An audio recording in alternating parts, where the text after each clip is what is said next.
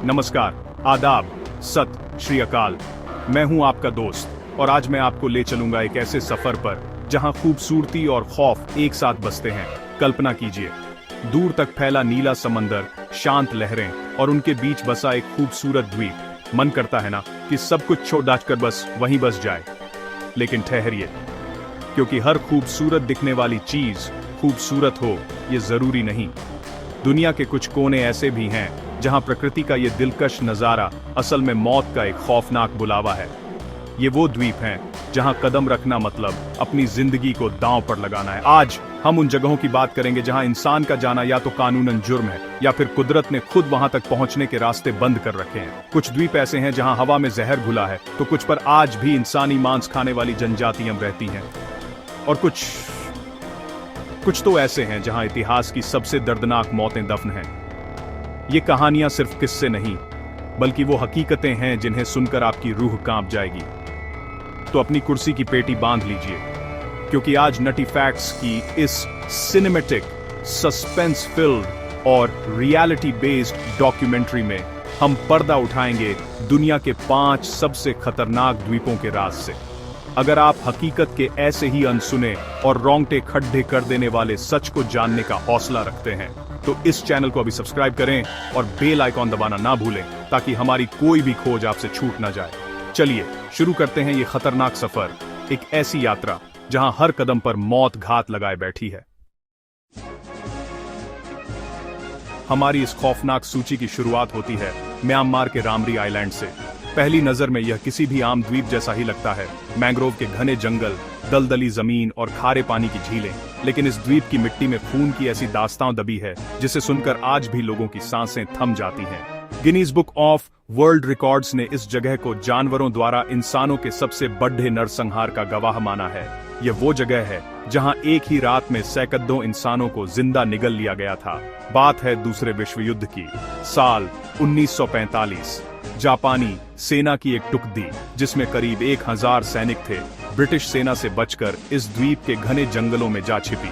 उन्हें लगा कि जंगल उन्हें दुश्मनों से बचा लेगा, लेकिन वो ये नहीं जानते थे कि उनका सामना इंसानी दुश्मन से कहीं ज्यादा खूंखार शिकारी से होने वाला है। रामरी आइलैंड के दलदली पानी में दुनिया के सबसे बड़े और आक्रामक खारे पानी के मगरमच्छों का राज था। ऐसे दैत्य जो 20-20 फुट लंबे और 1000 किलो से भी ज्यादा वजनी हो सकते हैं। जैसे ही रात का अंधेरा घना हुआ, दलदल से वो चीखें उठनी शुरू हुईं जो किसी भी इंसान के दिल में हमेशा के लिए खौफ भर दें। जापानी सैनिक एक एक करके गायब होने लगे। गोलियों की आवाजें आती, लेकिन वो मगरमच्छों की मोटी खाल को भेद नहीं पाती थी। वो शिकारी अंधेरे और पानी का फायदा उठाकर अपने शिकार को जब्दों में दबोचते और खींचकर दलदल की गहराई में ले जाते। ब्रिटिश सैनिक जो द्वीप के बाहर थे, उन्हें रात भर बस दर्दनाक चीखें, गोलियों की तड़तड़ाहट और पानी में होने वाली भयानक छटपटाहट की आवाजें सुनाई देती रहीं। सुबह जब सूरज उगा तो मंजर दिल दहला देने वाला था। चारों तरफ इंसानी शरीर के टुकड़े, खून से सना पानी और वो खूंखार मगरमच्छ अपनी दावत के बाद आराम फरमा रहे थे। कहा जाता है कि उस रात जंगल में घुसे 1000 जापानी सैनिकों में से सिर्फ 20 ही जिंदा बचकर बाहर निकल पाए। 500 से ज्यादा सैनिकों को मगरमच्छों ने अपना निवाला बना लिया था, जबकि बाकी या तो दलदल में धंस गए या बीमारियों का शिकार हो गए। इतिहास में ऐसा कभी नहीं हुआ था जब किसी जानवर ने एक साथ इतने इंसानों का शिकार किया हो। ये घटना सिर्फ एक कहानी नहीं, बल्कि एक चेतावनी है। यह हमें बताती है कि जब इंसान प्रकृति के घर में बिना इजाजत घुसता है तो अंजाम कितना भयानक हो सकता है। वो रात रामरी आइलैंड के इतिहास का सबसे काला अध्याय बन गई। उस रात के बाद यह द्वीप सिर्फ एक जमीन का टुकड़ा नहीं रहा, बल्कि एक जीती जागती कब्रगाह बन गया, जहां आज भी उन सैनिकों की आत्माएं भटकती हैं जिन्हें मौत भी सुकून से नसीब नहीं हुई। आज भी रामरी आइलैंड पर जाना मौत को दावत देने जैसा है। यहाँ के मगरमच्छ आज भी उतने ही खूंखार हैं और यहाँ की दलदल आज भी उतनी ही जानलेवा। सरकार ने इस जगह को प्रतिबंधित तो नहीं किया है, लेकिन यहाँ जाने की हिम्मत शायद ही कोई करता है, क्योंकि जो एक बार इस द्वीप के अंधेरे में खो गया वो फिर कभी वापस नहीं लौटा। ये द्वीप एक सबक है कि प्रकृति जब अपना रौद्र रूप दिखाती है तो इंसान की बनाई हर तकनीक, हर हथियार बौना पड़ी डियच जाता है। दुनिया बहुत आगे बढ़ चुकी है। हम चांद पर पहुंच गए, मंगल पर घर बसाने की सोच रहे हैं, लेकिन इसी धरती पर आज भी कुछ ऐसी जगहें हैं जहां वक्त हजारों साल पहले ही ठहर गया है। पापुआ न्यू गिनी का विशाल, घना और अनछुआ जंगल एक ऐसी ही दुनिया है। यह अमेज़न के बाद दुनिया का दूसरा सबसे बड़ा वर्षा वन है, और यहाँ आज भी ऐसी जनजातियां रहती हैं जिनका बाहरी दुनिया से कोई संपर्क नहीं है, और इनमें से कुछ के लिए बाहर से आया कोई भी इंसान सिर्फ एक शिकार है। न्यू गिनी के ये जंगल दुनिया की सबसे दुर्गम जगहों में से एक है। यहाँ ना सड डड डब डाई आई के हैं, ना कोई रास्ता, बस मीलों तक फैला पेड़ दहों, लताओं और अनजान खतरों का एक ऐसा जाल जिसमें खो जाना पलक झपकने जितना आसान है। इस जंगल के सीने में कई राज दफन हैं, लेकिन सबसे बड़ा राज है यहाँ बसने वाली वो जनजातियां जो आज भी पाषाण युग की जिंदगी जी रही हैं।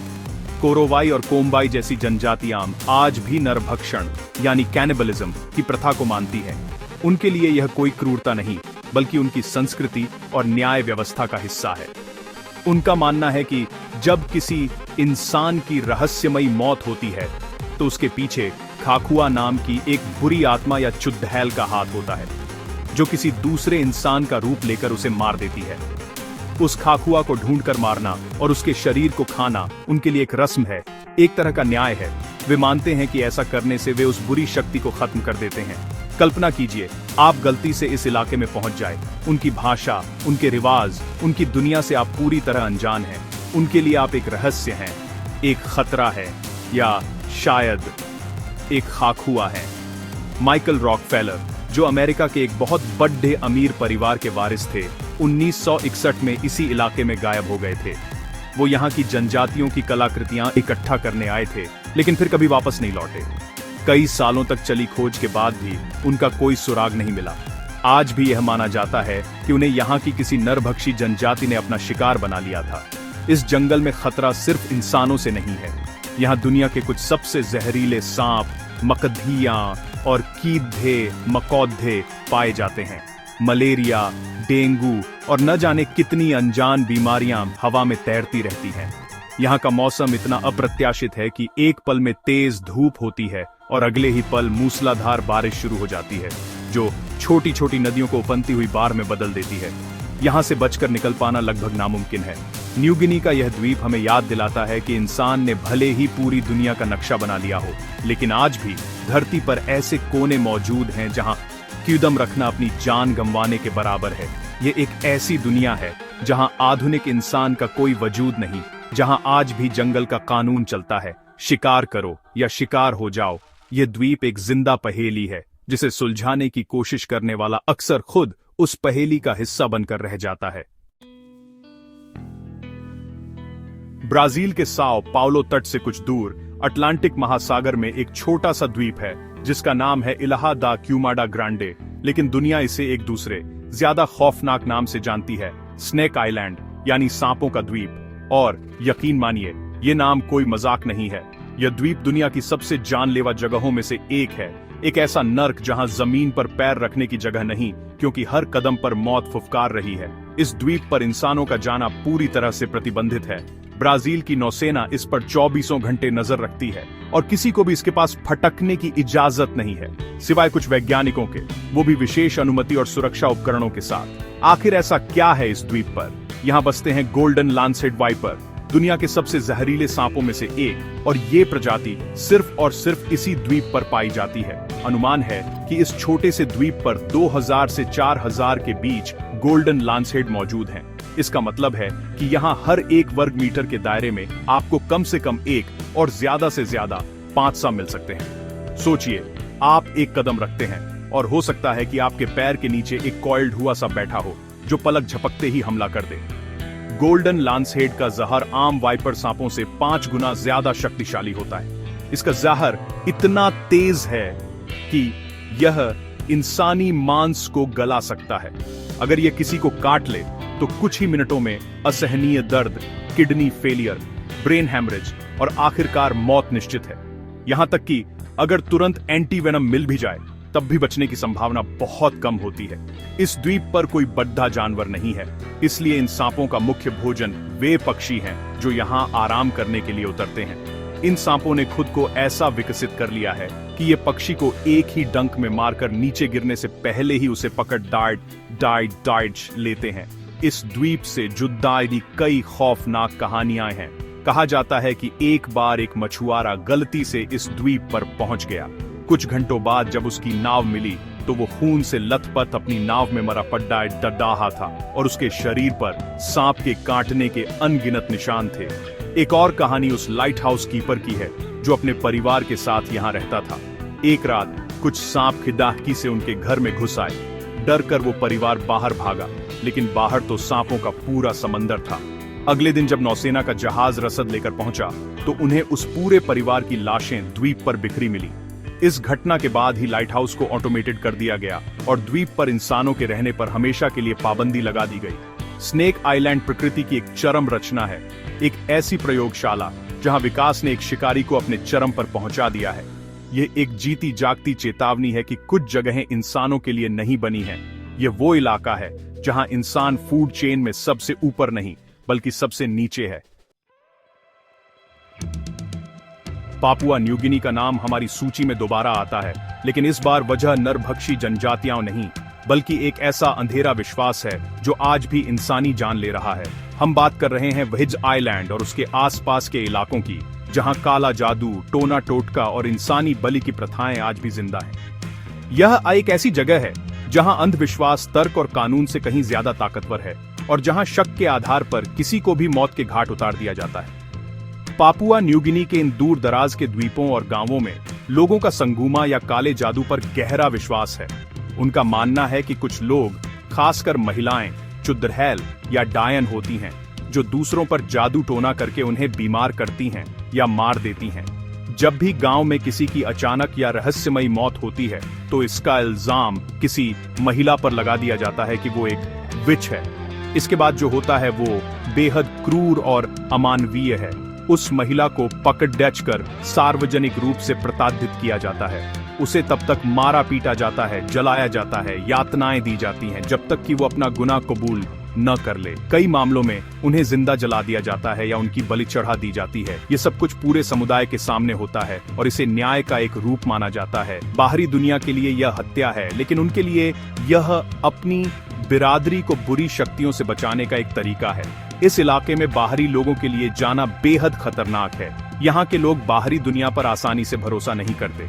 अगर आपकी मौजूदगी के दौरान गांव में कुछ भी बुरा होता है, कोई बीमार पड्डा ऐता है या किसी की फसल खराब हो जाती है, तो इसका शक आप पर भी आ सकता है। आपको बुरी आत्मा या जादूगर समझकर निशाना बनाया जा सकता है। यहाँ कानून और पुलिस की पहुंच लगभग ना के बराबर है और भी आज का इंसाफ ही सबसे बड़ा कानून है। कई पत्रकार और शोधकर्ता जो इन प्रथाओं का दस्तावेजीकरण करने गए, वे या तो मुश्किल से अपनी जान बचाकर लौटे या फिर कभी लौटे ही नहीं। यहाँ के लोग अपनी परंपराओं को लेकर बहुत संवेदनशील हैं और किसी भी बाहरी हस्तक्षेप को बर्दाश्त नहीं करते। यहाँ तस्वीरें खींचना या वीडियो बनाना भी आपकी जान जोखिम में डाल सकता है। यहाँ का माहौल हमेशा एक अनजाने डर और शक से भरा रहता है। आपको नहीं पता कि कौन दोस्त है और कौन दुश्मन। वहिज आइलैंड और पापुआ न्यू गिनी के ये इलाके इस बात का सबूत हैं कि खतरा सिर्फ जंगली जानवरों या प्रकृति से ही नहीं होता। सबसे बड़ा खतरा खुद इंसान और उसका अंधविश्वास हो सकता है। यह एक ऐसी सामाजिक सच्चाई है जो हमें सोचने पर मजबूर करती है कि 21वीं सदी में भी दुनिया के कुछ हिस्सों में अंधेरा कितना गहरा है। यह वो जगह है जहां विज्ञान नहीं, वहम जिंदगियां चलाता है और जहां न्याय के नाम पर सरेआम कत्ल होते हैं। हमारी सूची का आखिरी द्वीप जापान में है, एक ऐसा देश जो अपनी टेक्नोलॉजी और अनुशासन के लिए जाना जाता है। लेकिन इसी देश में एक द्वीप ऐसा भी है जहां जिंदा रहने के लिए हर इंसान को हर वक्त अपने साथ एक गैस मास्क रखना पड़ता है। मिलिए मियाके जिमा से, एक ऐसा द्वीप जो एक सक्रिय ज्वालामुखी की गोद में बसा है और जहां हवा में मौत घुली हुई है। मियाके जिमा द्वीप असल में माउंट ओयामा नाम के एक सक्रिय ज्वालामुखी का ही हिस्सा है। ये ज्वालामुखी पिछले 100 सालों में कई बार फट चुका है, लेकिन साल 2000 में हुआ विस्फोट सबसे विनाशकारी था। इस विस्फोट के बाद ज्वालामुखी से लगातार भारी मात्रा में जहरीली सल्फर डाइऑक्साइड गैस निकलने लगी। यह गैस इतनी खतरनाक है कि इसकी ज्यादा मात्रा में सांस लेने से फेफड़े जल सकते हैं और इंसान की तुरंत मौत हो सकती है। इस खतरे के कारण द्वीप के सभी 3600 निवासियों को वहां से हटने का आदेश दिया गया। पूरे 4 साल तक यह द्वीप एक घोस्ट टाउन बना रहा, जहां सिर्फ वैज्ञानिकों और आपदा प्रबंधन टीमों को जाने की इजाजत थी। हवा में जहर का स्तर इतना ज्यादा था कि यहां बिना खास सूट और ऑक्सीजन सिलेंडर के कुछ मिनट रुकना भी नामुमकिन था। साल 2005 में जब गैस का स्तर कुछ कम हुआ तो सरकार ने निवासियों को अपनी जिम्मेदारी पर वापस लौटने की इजाजत दे दी, लेकिन एक शर्त के साथ, हर नागरिक को हर समय अपने साथ एक गैस मास्क रखना अनिवार्य होगा। द्वीप पर जगह जगह सायरन लगे हुए हैं। जैसे ही हवा में जहरीली गैस का स्तर खतरनाक लेवल पर पहुंचता है, ये सायरन बज उठते हैं और हर किसी को तुरंत अपना गैस मास्क पहनना होता है, चाहे वो सो रहा हो, काम कर रहा हो या SAD-D चेक पर चल रहा हो। आज मियां के जिमा में करीब 2000 लोग रहते हैं। उनकी जिंदगी हमारे और आपकी जिंदगी से बहुत अलग है। उनके लिए हर सांस एक चुनौती है। बच्चे स्कूल में गैस मास्क ड्रिल की प्रैक्टिस करते हैं। दुकानें गैस मास्क बेचती हैं। यहां तक कि टूरिस्ट्स को भी द्वीप पर उतरते ही सबसे पहले एक गैस मास्क खरीदना पड़ी DDHता है। ये एक ऐसी दुनिया है जो किसी साइंस फिक्शन फिल्म जैसी लगती है, लेकिन ये यहाँ के लोगों की रोजमर्रा की हकीकत है।